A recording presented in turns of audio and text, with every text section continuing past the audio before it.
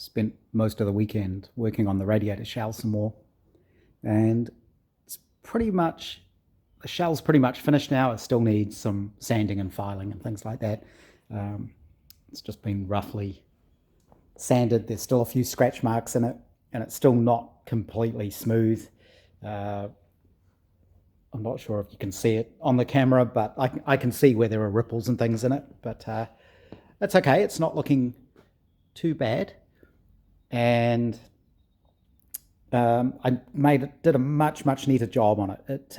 It turns out that the thicker cold rolled steel, so this was 1.2 millimeter thick steel rather than the 1 millimeter I made the first one from, is just much nicer to work with, much easier to work with. Plus you've got more to file, and it's easier to weld and all those kind of things.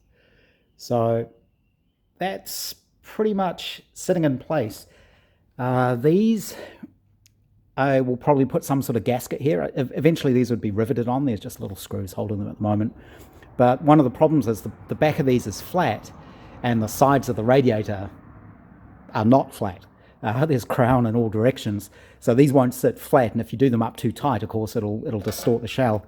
So I think what I will do is cut a thick leather gasket just to go in there, just so it's not mounted hard on the shell. I've measured the height, and the height does work out to be correct, which is about 33 inches from the ground. So this here is about right, and you can also see the bonnet will just clear everything. The sides, you can see, aren't square. They don't go in straight. They're on an angle, which matches the angle of the chassis rail. So if you draw a line from there, it should match the shell. And one thing I started doing when I was making the shell, let's get my straight edge, is these edges here. I was thinking, oh, I have to fold them round more than 90 degrees. But I think you don't actually want them folded around. You want them at 90 degrees to the side, because what goes on here is a sort of L-shaped strip that goes all the way around with holes punched in it, which is where the, I don't know what you would call it. It's kind of like webbing that gets woven through, which is what the edge of the bonnet sits on. So if you imagine an L-shaped strip, you want that flange on an angle as well, to match up to this, so that when the bonnet shuts, which will be like that, it's going to be on the right angle. And you can see again how much, or how little rather, clearance there is for everything. So, you know, if the bonnet's sort of straight and kind of goes along there, it's just going to clear everything. And that gives you some idea of the amount of space I've got inside there to fit a core. Making the shell, cutting out the opening, I almost made a mistake on this, which was when I cut out the sides here, you have to leave enough all the way around to bend this flange. So this flange goes all the way around, so that when the core goes in there, it's not sitting flush, there's a gap, and the core typically gets soldered all the way around. These lines, like everything, aren't straight. So I had it all marked up, and it's a bit hard to see. You have to get the right sort of angle because everything is curved. But I had to make sure I got that angle correct. And the way I ended up doing that was, these are all the tools I was using to actually do this. Pretty much all the hammers, all the files, all the dollies. Trying to find dollies that are the exact right shape to get the curves is quite hard, because there isn't a flat surface on this thing. But what I ended up doing was, I made this sort of gauge, and I used that to figure out what the curve is based on this original shell. And I just used the shrinker. You can see the marks there. And if you just shrink along one edge, this naturally curves, and it gives you a nice curve. So I just used that as a gauge to figure out where to draw the lines so I could trim things up. This is the strip. And you can see that's, this is one of the problems with these radiators. we lean that up. So you can see the shell is the outside of the tank. And the tank is kind of, the radiator is kind of soldered in. This strip is this is this L-shaped strip. You can see where this is soldered to the edge. And these are the little slots that the webbing stuff, I don't know what it's called, sort of laces through. And that's what the bonnet actually sits on. I did have quite a hard job trying to get this curve very tight because mine's sort of folded over. I think this one is too. It's hard to tell. It might be soldered all the way along there. But I've been, turn this around. I have been talking to various professionals and the people who actually make the cores, and also one of the main restoration places here, to find out what they do about radiators and cores and how they go about rebuilding them or reconstructing them. And I found out a few things. One, the German silver or the nickel silver, which is what this is made of, you can't get that in New Zealand. You might be able to get small amounts for jewelry and things like that, but other than that, it's just not available. If you wanted it, you would have to import it, and then you're talking about importing full sheets. So what the professionals do here is they use brass and then plate them. So hopefully I can get the steel plated, otherwise I'll have to go through all of this again with brass, but that should be okay. The other thing is the cores. So a lot of people for vintage cars think it should be a honeycomb core, but Riley, on the 9s at least, never use those. They use this sort of pattern, which is kind of a, I think it's called a ribbon core. It's not quite a diamond shape. You can sort of see these don't join up. But to get these made is very expensive. It's a specialized job. And it turns out the Riley ones are more difficult because they've got shape to them. They're actually curved. The Brooklyn's isn't quite as curved as the saloon car. I'm not sure if that's just because the one I was kind of copying off isn't quite as curved, but you can see even on this one, which is the one that was made when the car was a race car. This is a fake, so it's a proper shell. You can see where it's all been hacked around. This is just a very thin sort of gauze soldered to the front. You can see how messily it's done. It just isn't anywhere as neat as an original. And again, this one, it's kind of got a tank. It's all soldered in. It's all one piece. It's got this same strip around the outside. This is an extra piece. So it's a flat piece that's riveted to here, and it's folded back onto itself up to that join to make it all flush on the top. To repair this one would need shortening because it's too tall.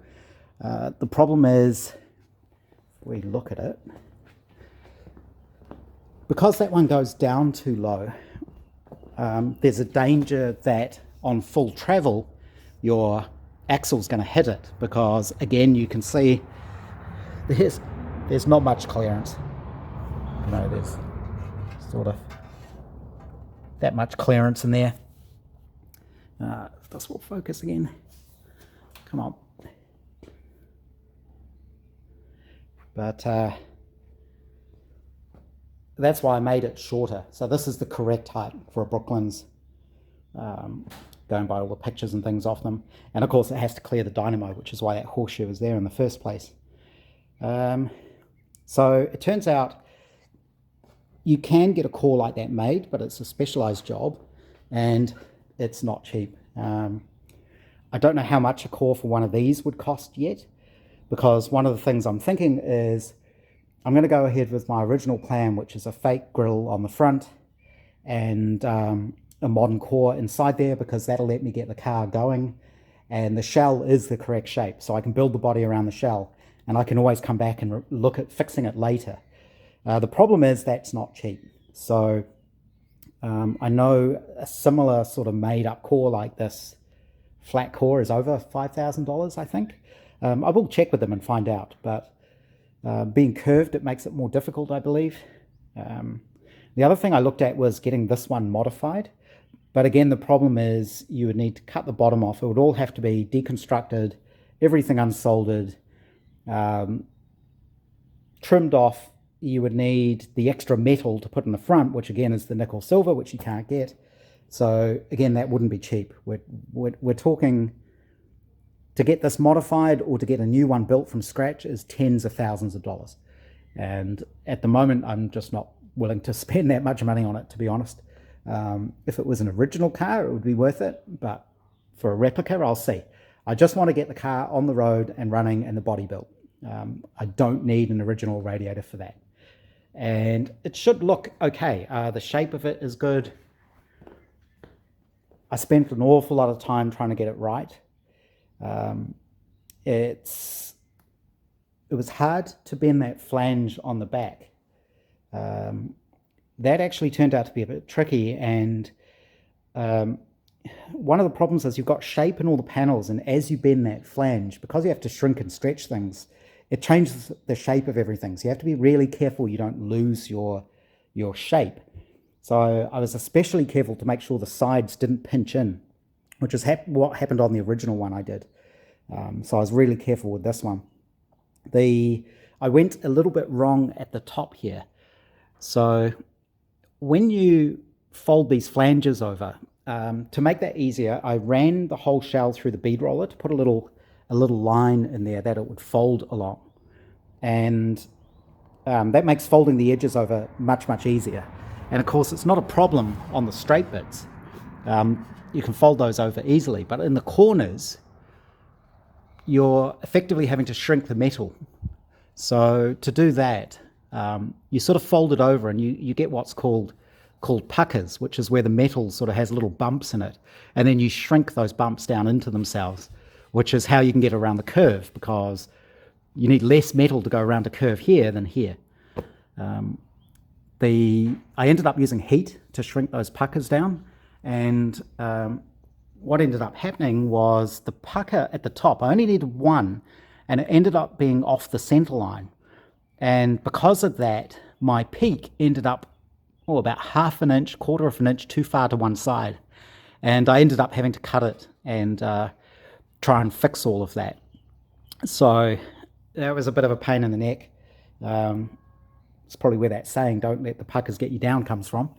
But all I ended up doing was slicing it and shifting the peak over, and then I had to weld it up. So there is a little bit of weld in there, but the welding is all TIG welded, and I use the same metal as filler rod, so it all just files down nicely. But yeah, that was kind of it.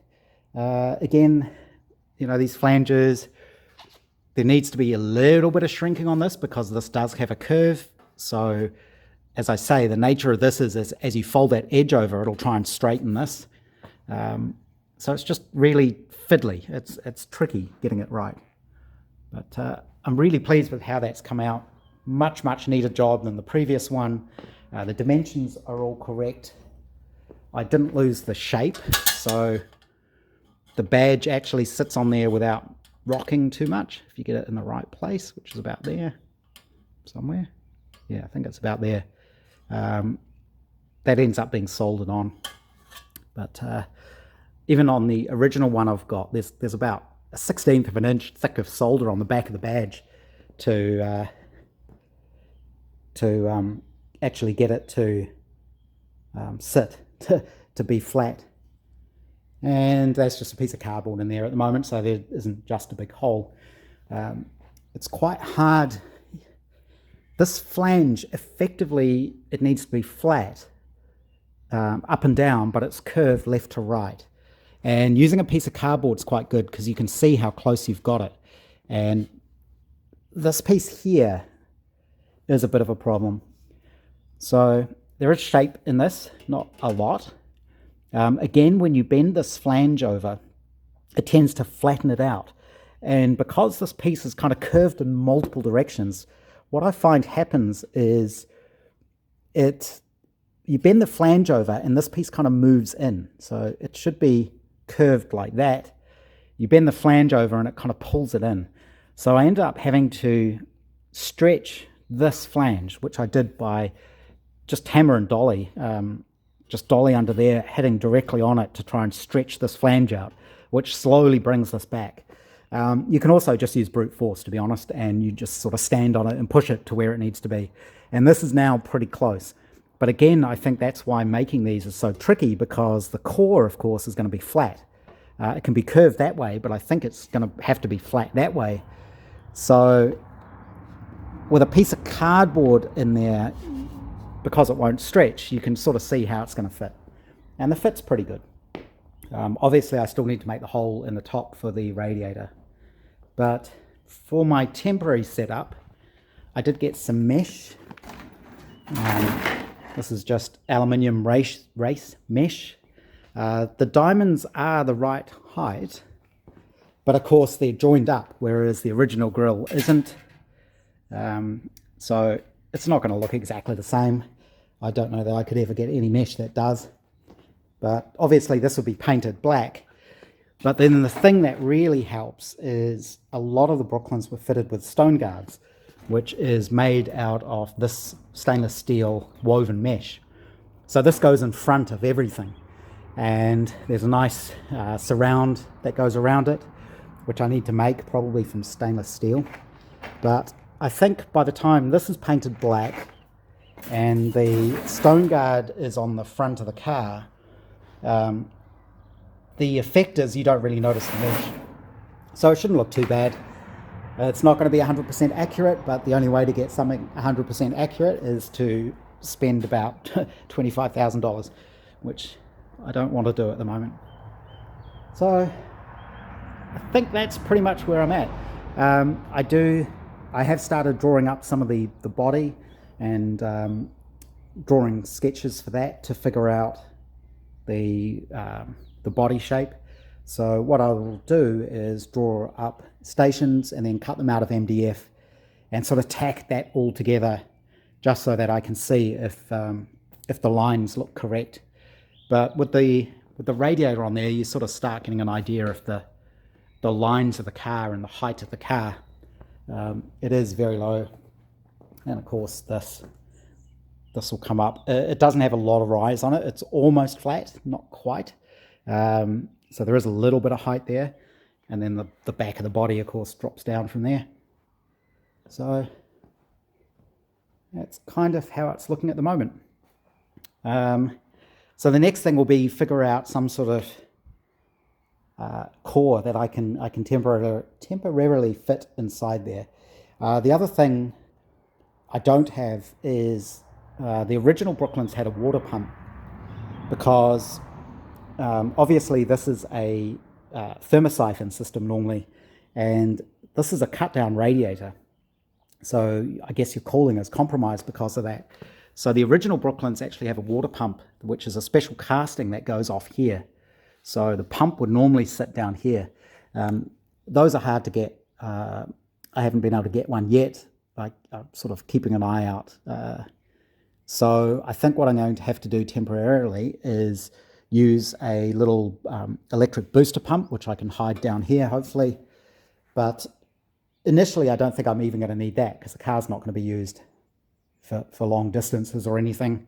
I just want to be able to get it going well enough that I can drive it around the garden, to be honest, because aside from the cooling, all the linkages are there now. I would have to build a temporary sort of seat, obviously. But other than that, it runs. There's nothing stopping it from going. I am still waiting for the throttle cam that somebody sent me to arrive. Apparently that's still being shipped from Melbourne to New Zealand. It's still on the way, which is why I haven't fitted that yet. But yeah, I think that was quite a bit of work, but I think it's actually coming out quite well.